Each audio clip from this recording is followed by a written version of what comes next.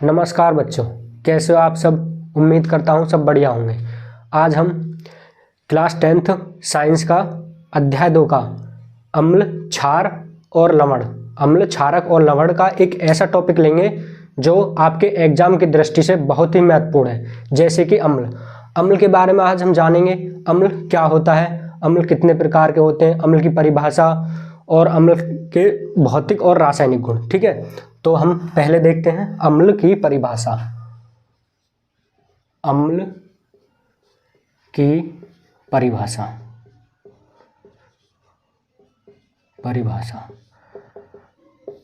इसमें सबसे पहले हम देखेंगे आर्हेनियस के अनुसार। आर्हेनियस के अनुसार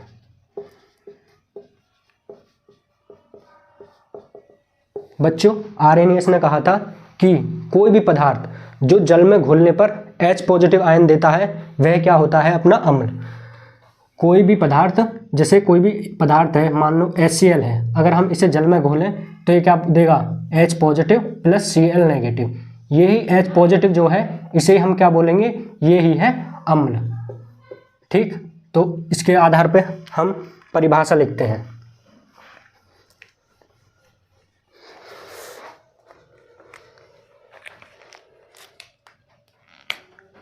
वे पदार्थ जो जल में घुलने पर, वे पदार्थ जो जल में घुलने पर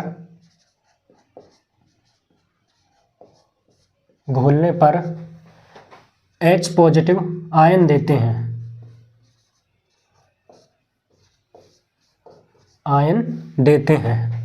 अम्ल कहलाते हैं, अम्ल कहलाते हैं। वे पदार्थ जो जल में घुलने पर H पॉजिटिव आयन देते हैं,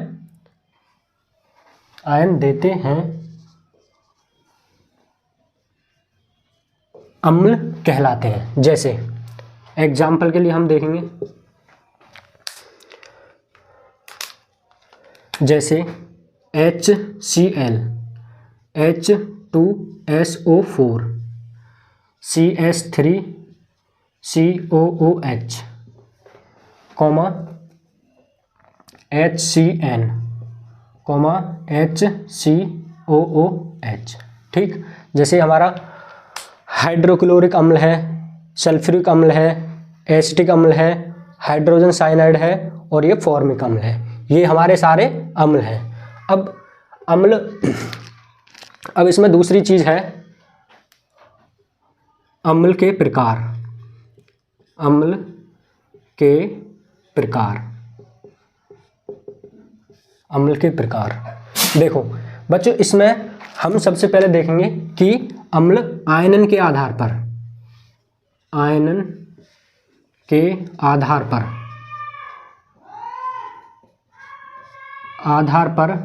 अम्ल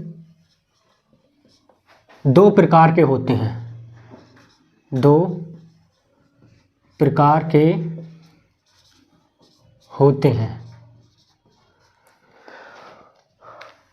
आयनन के आधार पे अम्ल दो प्रकार के होते हैं। इसमें पहला है प्रबल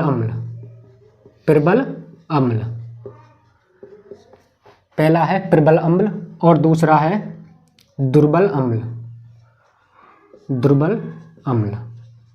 ठीक बच्चों, अब इसमें हम सबसे पहले प्रबल अम्ल की परिभाषा लिखते हैं। प्रबल अम्ल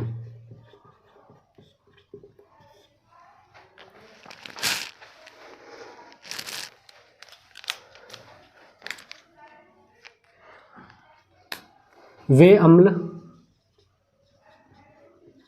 अम्ल जो जल में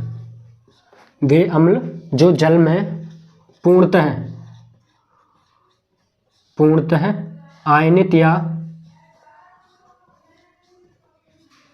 या वियोजित हो जाते हैं।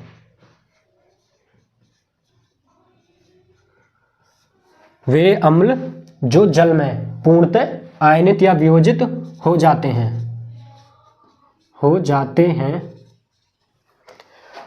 प्रबल अम्ल कहलाते हैं, प्रबल अम्ल कहलाते हैं, प्रबल अम्ल कहलाते हैं। प्रबल मतलब स्ट्रॉन्ग अम्ल। ठीक, अब देखो कौन कौन से होते हैं, जैसे हमारा HCl है, H2SO4 है, ठीक, ETC, ये हमारे क्या है, प्रबल अम्ल हैं। ठीक है, अब हम देखते हैं दुर्बल अम्ल। दुर्बल अम्ल, वीक एसिड। ठीक, अब इसकी डेफिनेशन, प्रबल तो है वे वो होते हैं वे अम्ल जो जल में पूर्णतः आयनित या वियोजित हो जाते हैं, प्रबल अम्ल। अब देखो दुर्बल अम्ल क्या होते हैं, वे अम्ल जो जल में पूर्णतः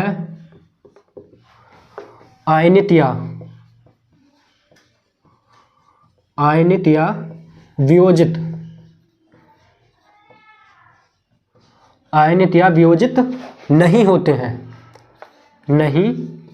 हैं, वे अम्ल जो जल में पूर्णतः आयनित या वियोजित नहीं होते हैं, दुर्बल अम्ल कहलाते हैं, दुर्बल अम्ल कहलाते हैं। अब इसके एग्जाम्पल,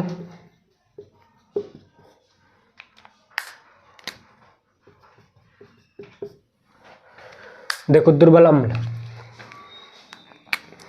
जैसे CH3COOH या HCOOH या HCN, ये हमारे सारे दुर्बल अम्ल हैं।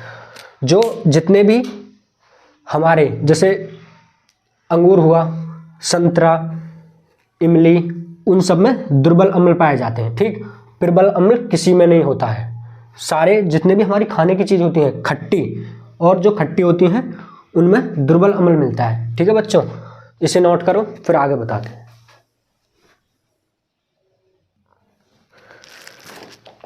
बच्चों अब एक नोट करके लिखो, NOTE, नोट, कि सल्फ्यूरिक अम्ल को, H2SO4 को अम्लों का, H2SO4 को अम्लों का राजा कहा जाता है। H2SO4 को अम्लों का राजा कहा जाता है। ठीक, अब इसमें एक और नोट है, अब हमें दो चीज़ और पढ़नी है, इसे A पॉइंट लिख लो।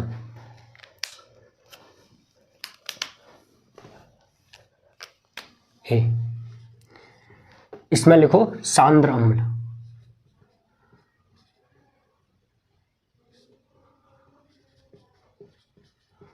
सांद्र अम्ल, बच्चों सांद्र अम्ल क्या होते हैं?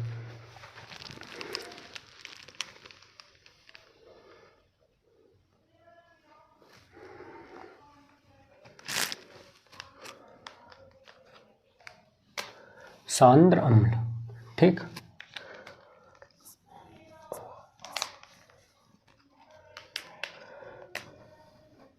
जिसमें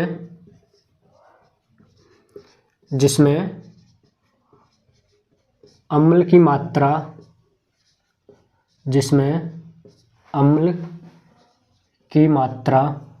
अम्ल की मात्रा अधिक होती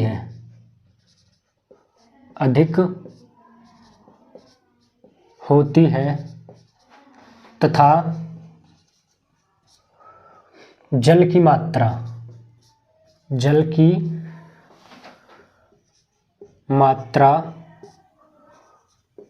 कम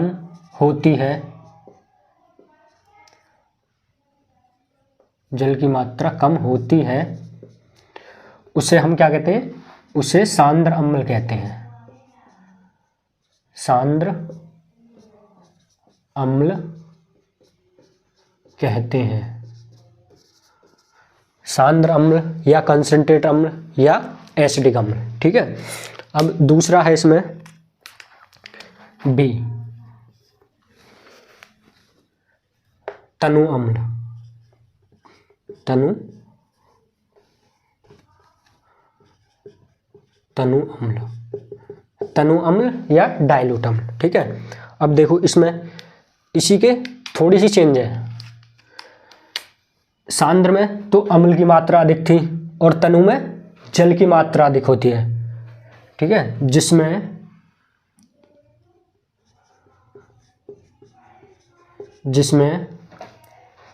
जल की मात्रा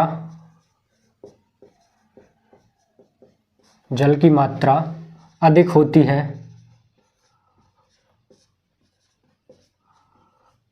होती है तथा अम्ल की मात्रा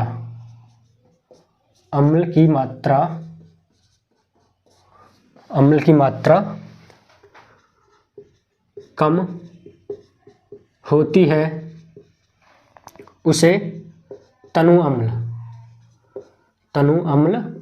कहते हैं। ठीक बच्चों, नोट में देखो H2SO4 को अम्लों का राजा कहा जाता है। ठीक, फिर हमने देखा सांद्र अम्ल। सांद्र अम्ल क्या होते हैं? जिसमें अम्ल की मात्रा तो अधिक होगी तथा जल की मात्रा कम, और तनु अम्ल में जल की मात्रा अधिक और अम्ल की मात्रा कम होती है, उसे तनु अम्ल कहते हैं। ठीक, अब हम देखेंगे इसमें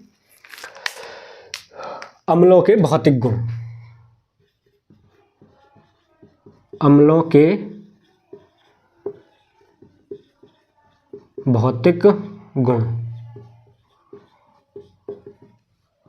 अम्लों के भौतिक गुण। इसमें पहला देखेंगे हम। पहला होता है हमारा अम्ल जलीय विलयन में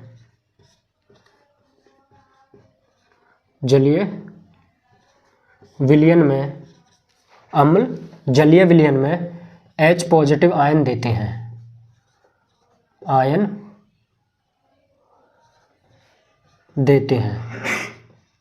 ठीक, दूसरा अम्ल नीले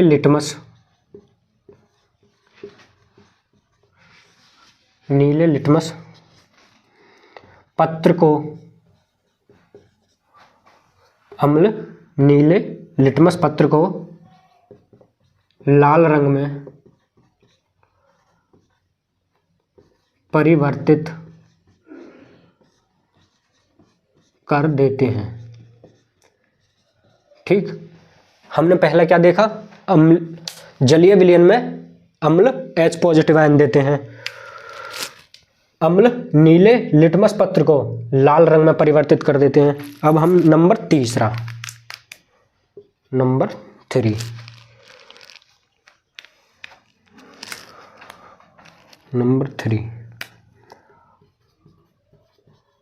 अम्लों की क्रिया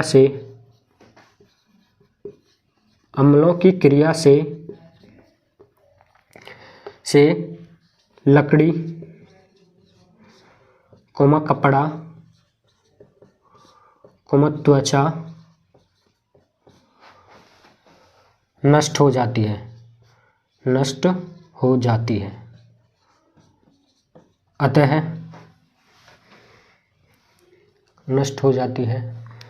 अतः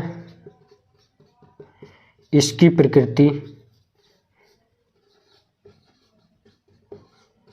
प्रकृति संक्षारक होती है,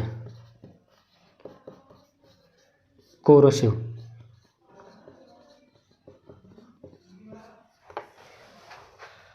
इसकी प्रकृति संक्षारक होती है। ठीक, जो भी जैसे हमारे H2SO4 है, जैसे इसमें H2SO4 है, HCl है और HNO3, ये अम्ल अगर हमारी लकड़ी, कपड़ा, त्वचा हर चीज को नष्ट कर देते हैं। इनकी प्रकृति संक्षारक, कोरोसिव होती है। ठीक बच्चों, इसे नोट करो, फिर आगे बताते हैं।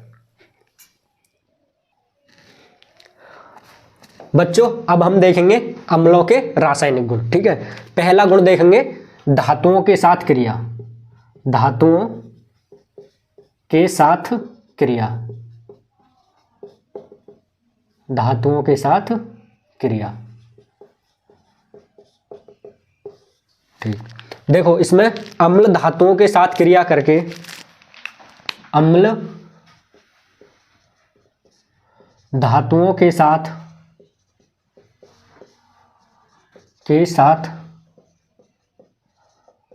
क्रिया करके हाइड्रोजन गैस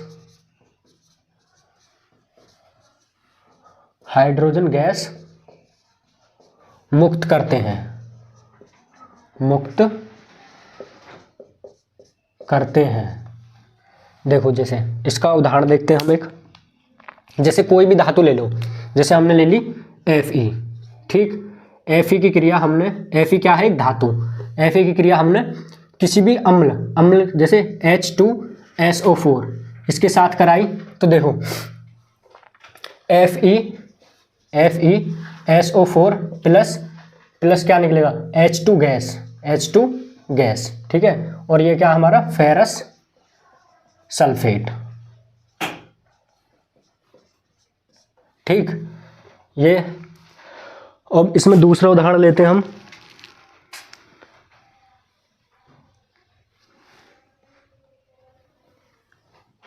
जैसे Zn+H2SO4। ठीक, ये क्या बनाएगा,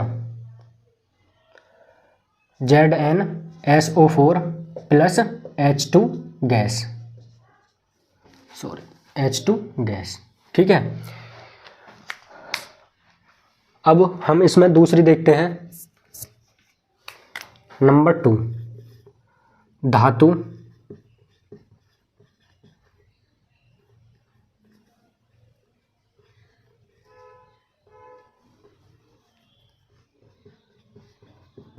धातु ऑक्साइडों के साथ क्रिया।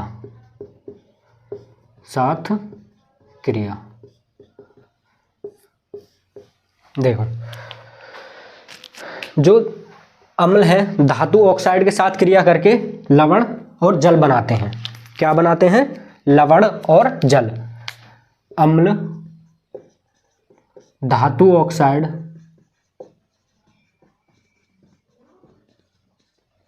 ऑक्साइडों के साथ क्रिया करके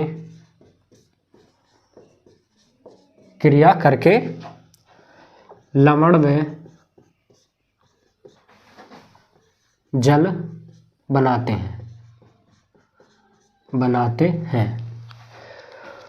अब देखो धातु ऑक्साइड क्या होते हैं हमारे, जैसे एग्जाम्पल में कैल्शियम ऑक्साइड। ठीक, ये किसी अम्ल जैसे HCl से क्रिया करके क्या बनाएगा, एक तो CaCl2। ठीक, और क्या देगा, जल H2O। अब इसमें हम देखते हैं कि समीकरण संतुलित है या नहीं। इधर Ca 1 O 1 H इधर 1 है और इधर 2, तो इधर लगा दो 2, H कितने हो गए 2, और इधर Cl 2। ठीक, ये कंप्लीट है। अब हम तीसरा इसका रासायनिक गुण,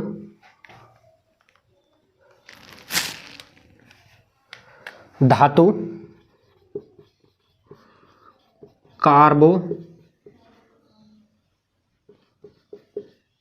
कार्बोनेटों के साथ क्रिया। देखो अम्ल जो होते हैं धातु कार्बोनेटों के साथ क्रिया करके एक तो लवण बनाएंगे, एक जल बनाएंगे और एक CO2 गैस का निर्माण करते हैं। तो हम इसमें क्या लिखते हैं, धातु कार्बोनेट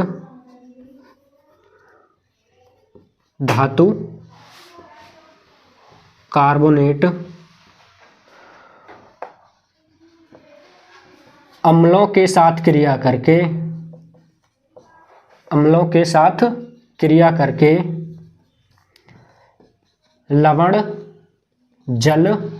लवण कॉमा जल और कार्बन डाइऑक्साइड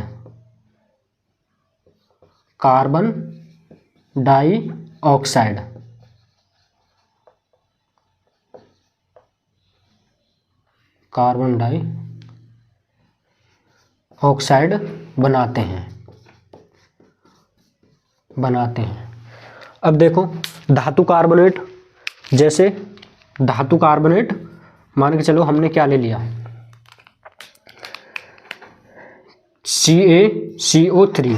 कैल्शियम कार्बोनेट किससे, किसी भी अम्ल से, अम्ल जैसे HCl, ठीक, इससे क्रिया करके क्या बनाएगा, पहले बनाएगा लवण क्या हमें CaCl2 और फिर क्या देगा, फिर जल का क्या होता है H2O प्लस क्या, कार्बन डाइऑक्साइड का फॉर्मूला CO2, ठीक। अब हम देखते हैं कि ये समीकरण बैलेंस है या नहीं।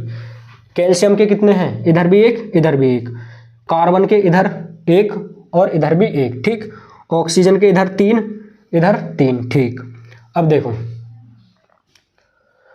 हाइड्रोजन के इधर यहाँ लगा दो 2, हाइड्रोजन के 2, क्लोरीन के 2 और क्लोरीन के 2, ये हमारी समीकरण संतुलित है, ठीक है। अब इसमें एक और बचा है, चलो यहीं नीचे बता देते हैं। चौथा है धातु बाई कार्बोनेटों के साथ क्रिया,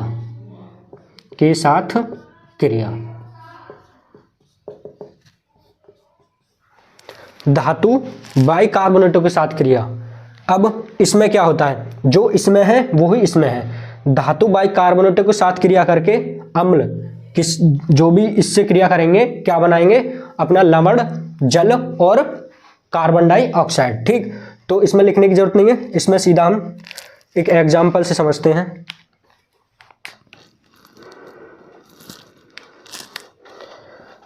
जैसे कोई धातु बाई कार्बन NaHCO3, ठीक, इसकी क्रिया हम किससे करवाएं, किसी अम्ल से, ठीक, अम्ल से क्रिया करवाएं तो क्या बनेगा, पहले NaCl, ठीक, NaCl plus H2O plus CO2। देखो सोडियम बाई कार्बोनेट, ये है सोडियम बाई कार्बोनेट, इसका नाम लिख दो sodium by carbonate, HCl hydrochloric acid से क्रिया करके सोडियम क्लोराइड, ये क्या हो गया हमारा लवण, ठीक। ये H2O जल है ही और ये क्या हमारी कार्बन डाइऑक्साइड, ठीक है। धातु बाई कार्बोनेटों के साथ, जो धातु कार्बोनेटों के साथ क्रिया करती है वही हमारी धातु बाई कार्बोनेटों के साथ क्रिया करके समीकरण बनती है, ठीक है। तो बच्चों आज हमने अम्ल के सारी चीजें देख ली, अम्ल कितने प्रकार के होते हैं, अम्ल के भौतिक गुण, रासायनिक गुण, और नोट में भी लिखवाया था कि अम्ल क्या, कि अम्लों में H2SO4 अम्लों का राजा होता है, उसमें सांद्र अम्ल और तनु अम्ल के बारे में पढ़ा। फिर हमने अम्लों के रासायनिक गुण, यही आपके लिए मेन एग्जाम के लिए बहुत इंपॉर्टेंट है। तो इन्हीं के आधार पर आप अपने एग्जाम में अच्छे नंबर ला सकते हो, ठीक बच्चों। तो अगले वीडियो में हम इसी आपके एग्जाम की दृष्टि से एक और टॉपिक लेकर आएंगे। तब तक के लिए धन्यवाद, जय हिंद।